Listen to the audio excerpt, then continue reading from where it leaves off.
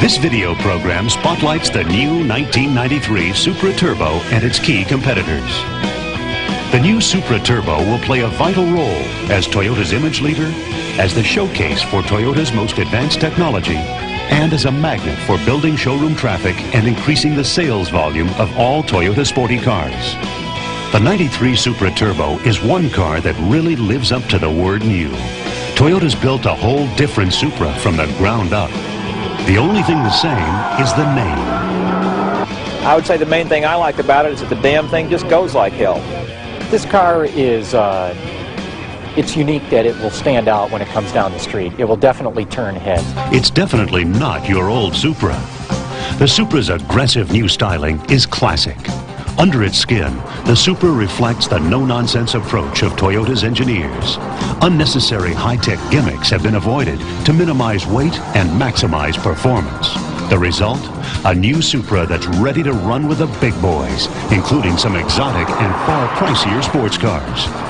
Car and Driver magazine tested the new Supra Turbo in head-to-head competition against some of the top sports performance cars on the road today, including the Dodge Stealth RT Turbo, the Mazda RX-7 Twin Turbo, the Nissan 300ZX Turbo, the Chevy Corvette ZR1, the Ferrari F40 and 348 TS, and Porsche's 911 and 968. The Supra Turbo's sophisticated powertrain generates world-class performance and handling, which puts it at the top of this highly competitive class, including the world's leading sports cars.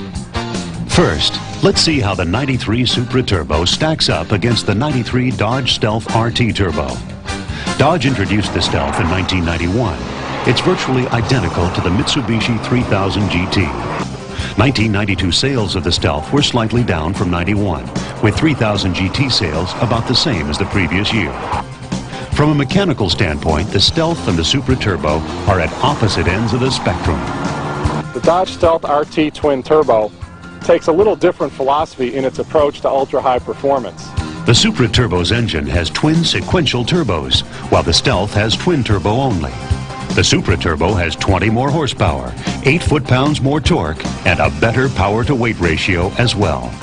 It uses a lot of gadgetry, gimmickry, electronic tricks to get the job done. It is heavier as a result. There's a lot of extra weight that affords it to carry all those electronic tricks and gadgetry. Contrasted is the new Supra Turbo, which uses more of a purist approach, trying to emphasize lightness and high horsepower to weight ratio. There becomes a time where no matter how much technology you have, you can't overwhelm that much weight. It shows up especially in braking, and it also shows up in tire wear. If you'll look at these tires on the Stealth after the end of the day, you'll see what I mean. The tires will be worn out. The Supra Turbo's standard transmission is 6-speed compared to the 5-speed Stealth, and the Supra Turbo's optional automatic transmission is 4 ECT with intelligence versus 4 ECT only for the Stealth. Traction control and torque sensing limited slip differential are both standard on the Supra Turbo. The Stealth doesn't have either one. The Supra Turbo's braking system has front spiral and rear straight ventilated discs. The Stealth has only straight. Supra Turbo's ABS system incorporates a lateral G sensor, a feature lacking on the Stealth. In a safety comparison, the Supra Turbo's dual airbags are standard, while the Stealth has only a driver's side airbag. The Supra outperformed the Stealth in car and driver's tests, beating the Stealth in the 0 to 60 test, the quarter-mile test, and the skid pad test. Next, let's compare the Supra Turbo to the Mazda RX-7 Turbo. The RX-7 is Mazda's high-performance flagship. It reflects their latest technology and styling efforts.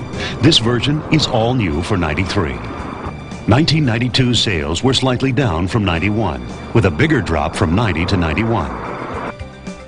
The Supra Turbo's engine generates 65 more horsepower than the RX-7's and almost 100 foot-pounds more torque. The Supra Turbo's standard transmission is 6-speed versus the RX-7's 5-speed. And the Supra Turbo's optional automatic transmission is 4 ECT with intelligence, while the RX-7's is only 4 ECT. Traction control is standard on the Supra Turbo, but not on the RX-7. The RX-7 also lacks the Supra Turbo's lateral G sensor on its ABS system. The Supra Turbo's dual airbags offer a greater margin of safety than the RX-7's driver's side only. In a comparison of interiors, the Supra Turbo wins hands down. It's a 2+2-seater versus the RX-7's 2-seater. It has a power driver's seat with seat height adjuster, plus a tilt steering wheel, both features lacking in the RX-7. And the Supra's interior is roomier than the RX-7's. One of the great things about the new Supra is the ease of entry and exit. At 6'4", you saw how easily I got in. There's plenty of seat travel also for the longest of legs. Well, with all the adjustments on the seat, you're able to custom fit the car to yourself. I mean, different length legs, different arms, different body heights. So it's a great fitting car. Great, you're very comfortable in it. Lots of room. I'm really impressed. In car and driver's tests, the Supra Turbo edged out the RX-7 in both the 0 to 60 and quarter mile. Next up, the Supra Turbo versus the Nissan 300ZX Turbo. The 300ZX is the 4th generation Z car. It debuted in 1990 and is Nissan's performance flagship. 1992 sales were off quite a bit from the previous 2 years. In a comparison of engines, the Supra Turbo's twin sequential turbo beats the 300ZX's twin turbo.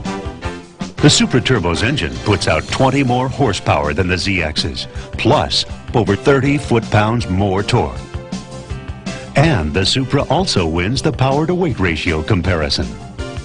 The Supra Turbo's 6-speed manual and 4 ECTI automatic transmissions are superior to the ZX's 5-speed manual and 4 ECT automatic.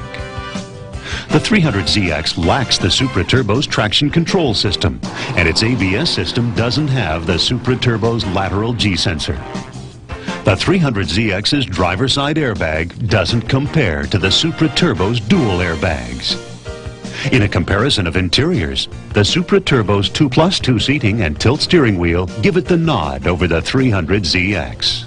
Particularly as a tall person, I prefer having tilt, and the new Supra has a tilt that moves by 3-4 inches.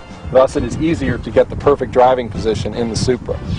Car and Driver's performance figures bear out the Supra Turbo's superiority to the 300ZX in their 0 to 60 test, their quarter-mile test, and their skid pad test.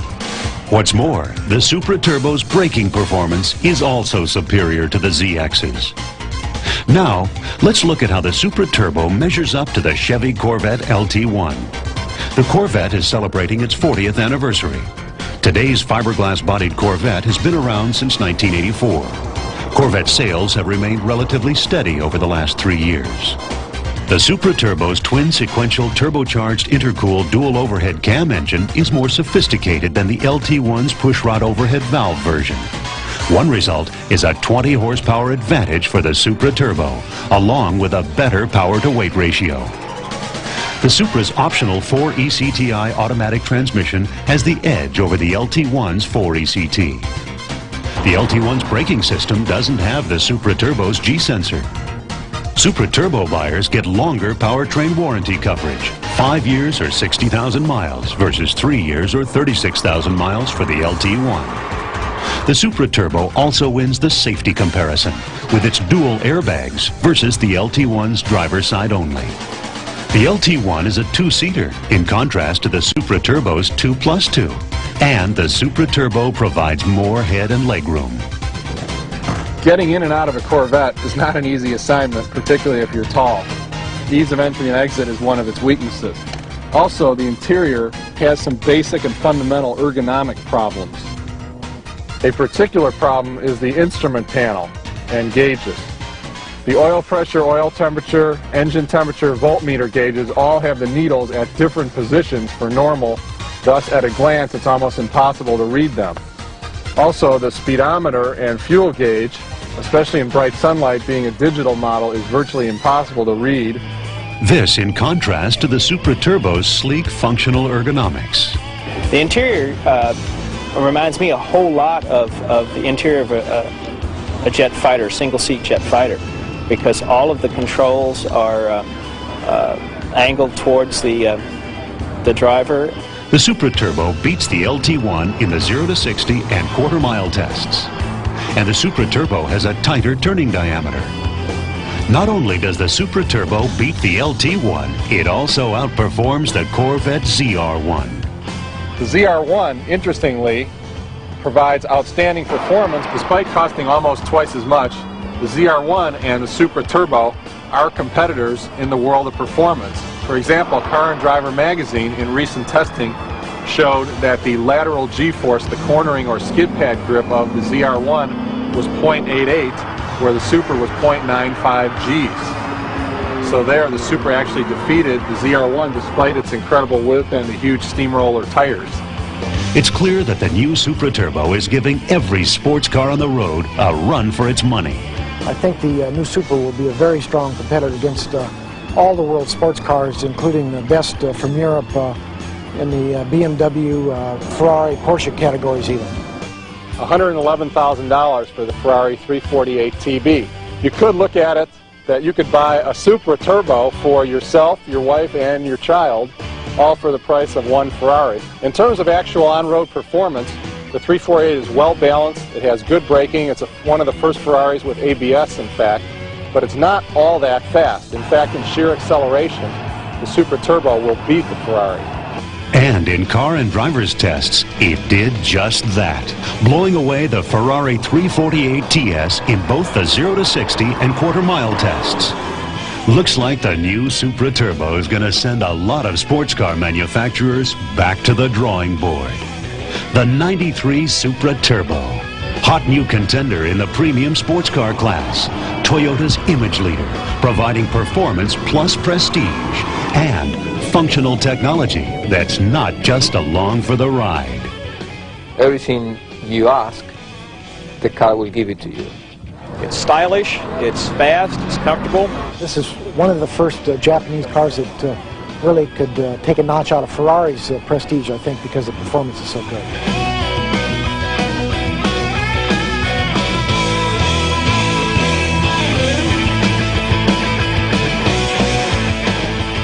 This Supra competitive comparison video has been brought to you by Toyota Motor Sales USA.